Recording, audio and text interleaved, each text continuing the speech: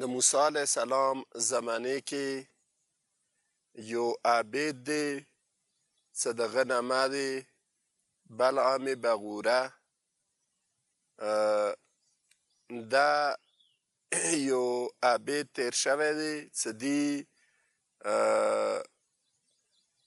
ذکر راغلی دی څه دی ته پروردګار عالم څه سوالونه وو څه هغه پروردګار عالم قبلوني وو څه پروردګار ته د دعا وکړي څه شي متعلق هم وکړي پروردګار عالم هغه دعا قبلوي. نو دی عابد څه خپل خاص یو ځای و غره کې هغه ځای کې به عبادت کول همغه ځای کې به خدای سره راز و نیاز کول. هغې زمانې کې څه کله موسی پیغمبر بني اسرائیلو قوم ته پیغام راستول څه تاسو یا د مال یار اپناو کو دا قبوله کو یا تاسو تیاری وکو جنگ ته څه جنگ وکو.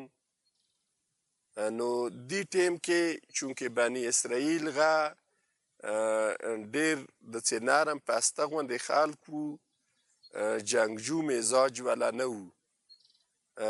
نو دیو نه جنگ کولی شي څه جنگ ته تیار شوي وی نی د موسی پیغمبر ولا لیار منلی شوه نغه ته تیار وو. دیو سوچ وکړ چې اوس مو اخر څه وکړو. ذهن یې دې ته لاړ کوم مشران یې وو غوچېنستو سوچ یې ورباندې وکړ دغو ذهن دغو سوچ دې ته لاړ څه هر څو راشو بلغم بغوره سه دا خبره وکړو څه غه د موسی پیغمبر ته به دعا وکړي څه که هغه هرڅی اراده وکړي څه راشي موسی جنګ دپه خو دا به دعا وکړي ورته څه هغه راونه رسیږي مو ته رانه شي. نو دې کې ځینې کسانو مشوره ورکړه څه کیدای شي هغه دې ته تیار نشي هغه ته به دعا ونه کړي. نو بیا دیو سوچ وکړ څه بیا به هغه ته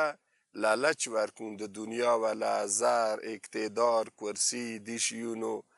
لالچ به ورته کوم دی لالچ ذریعه سبی رولون څه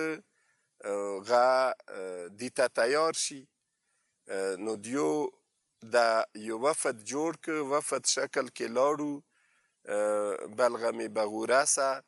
څه غا دی ته تیار کی غسه دا خبره وکړه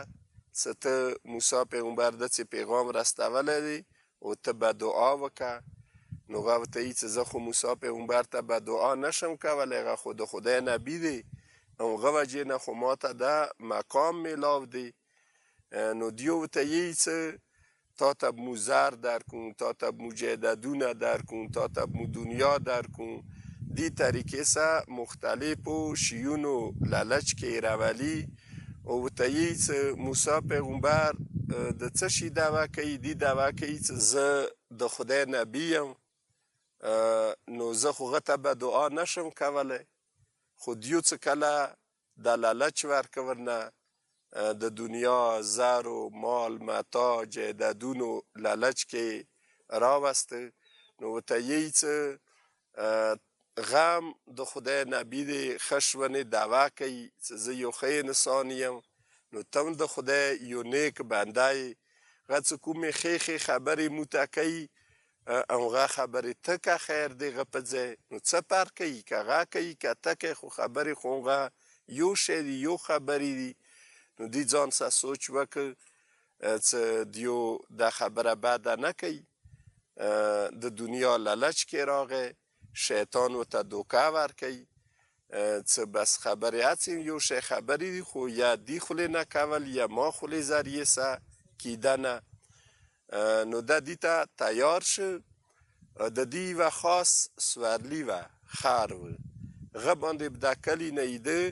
غره ته خپل ځای ته عبادتگاه ته غځه کې بدي عبادت کول څه سوال و پروردگار سراز و نیاز و ده بدي ام غځه کې کول نو دا کله خپل ځای نه روان شو خره باندې سوور دی څي مزل د کوي د غره بیخ ته ورسیده غځه کې یو بل کس روان دی یوه کلي نه غه ارڅي دی شهر طرف ته غه سر په سر شه غه د دې پیژندګوی و جانه پخچانه و غه ورنه پوښتنه وکړه څه ته چېرته روان یې دې ټیم باندې غه ورته یی څه د کومه کیسه څه دور په روان دی دیسه وشوه د ټوله کیسه غسه تیری غته بیانوي بیا غه د بعد دا غواړي څه روان شي کله څه روانیږي نو دې ټیم چې د خره څه کوم خره باندې دا روان و عبادتګاه ته غه د ټوله کیسه څه د اخ سړي ته تیروله د خره واورېده بلغه مې بغوره ډیره خواري وکړه د خره سه مینه یې وکړه ورسه خو دا مخته نه ځي که شهر طرف ته یې راولي بیا څي مزل کوي نو دا مجبور شه څه د خره ته سزا ورکړي خره ته یې سزا ورکړه کوتک اوسه وویل څي وکړو څي وکړو خو غه د موسی پیغمبر بدیه کې دیسه یو قدم مدد کونې ته تیار نه دی څه د خره ته دوره سزا میلاو شوه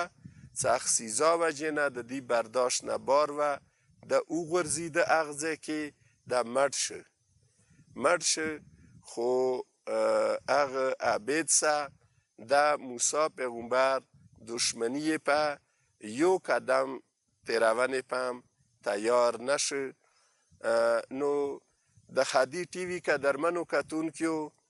اوس دې ته تاسو خپله سوچ وکړو څه دا یو حیوان دی